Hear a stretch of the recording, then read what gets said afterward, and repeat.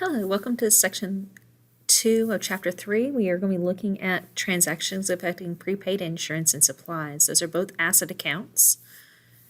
And so we're going to record how cash transactions using source documents. So a lot of the cash transactions are either going to be receipts or they are going to be your check stubs. And analyze and record transactions buying and paying on account. So if we've had if we had a payable we need to pay on, or if we had a accounts receivable that we need to receive money for. So let's look at paying cash for insurance. On January 3rd, we paid cash for our insurance. That means we wrote a check for $900. So when we write a check, that means that our cash is going to go down, which means it's a credit for cash. And our prepaid insurance is going to go up because it's an asset account and assets increase on the debit side. And so when we do this in the journal, we would list our debit first, and that was prepaid insurance.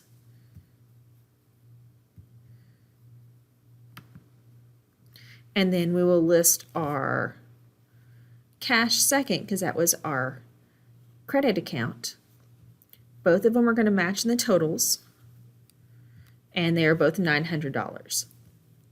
The evidence we had, or the document that gives us a source information that if we need to go back to it, is check 2, so C2. And so make sure you record your date. Make sure you write the accounts for your debit account plus the amount. Be sure to write your cash, your credit account plus the amount, and be sure to record the source document. So those 4 things mean to make sure they happen. And so let's see what happens if we buy supplies on account. So on account means that we have any payable that we are creating. Supplies is going to increase, and so is our accounts payable. Accounts payable is a liability account, so therefore it increases on the credit side. And so when we buy supplies on account, supplies and accounts payable are going to match as long as we're buying full amount. The evidence for this is our memo 1. And so when we go through and we post our information, make sure we write our date in the date column. This is on January 5th. We're going to write the account title for your debit account.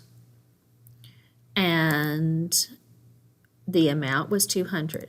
Then we're going to write the next line, we're going to write our credit account and the amount of $200. And remember, the computer will automatically indent for you when you put it in the credit column. And don't forget to write the source document number, memo 1. So now we're going to pay off some of what we owe. So we're going to decrease our accounts payable. We're going to decrease our cash. And so when we decrease accounts payable, it's a debit, and when we decrease cash, it's a credit. And like I said, for me, the biggest thing is I think about where my cash is going. If cash is leaving, it's a credit. If cash is coming in, it's a debit. And that's what I usually start with when I can. If I can start with cash, it usually leads to where I know where the other account is going to have.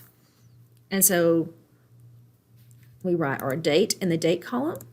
We write our account title, and the abbreviation for accounts payable is ACCTS.PAY.account or Canon Office Supplies. And if you need to, like I said, copy and paste what we have in our accounts. Then we have our credit account of cash on the next line with the $100 as well, and then document your source number. When cash is paid for insurance, which account is listed on the first line? Prepaid insurance.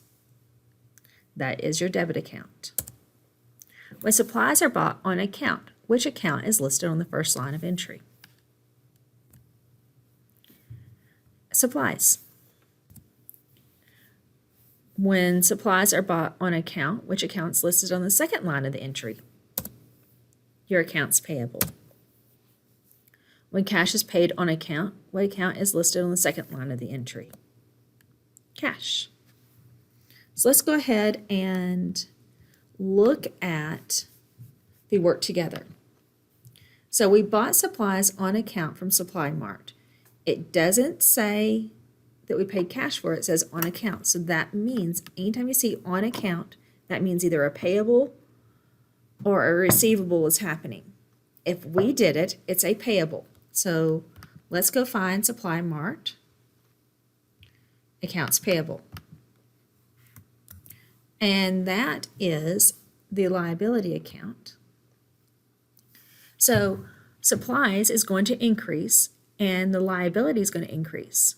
So the account that is the debit is our supply account because that is our asset. And we spent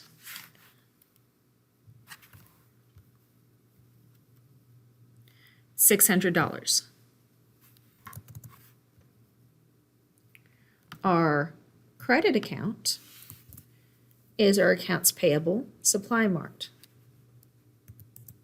for the same amount, $600. The date we did this was April 5th. And so if we look here, April has already been written out for us for this column. So we don't have to write April again. We do need to write the 5th. And what let me know I did this was memo 1. So let's go ahead and look at the 7th. On the 7th, I paid cash for insurance. So the account that's going to be affected for insurance, let's go and look at our chart of accounts. Insurance is a prepaid insurance, and cash are our two accounts that we're working with. We paid cash, so cash is a credit. Prepaid insurance is increasing and it's a debit, so prepaid insurance is listed first. Cash will get listed second. And our transaction said that we spent $500 for prepaid insurance. And our evidence is our check, too.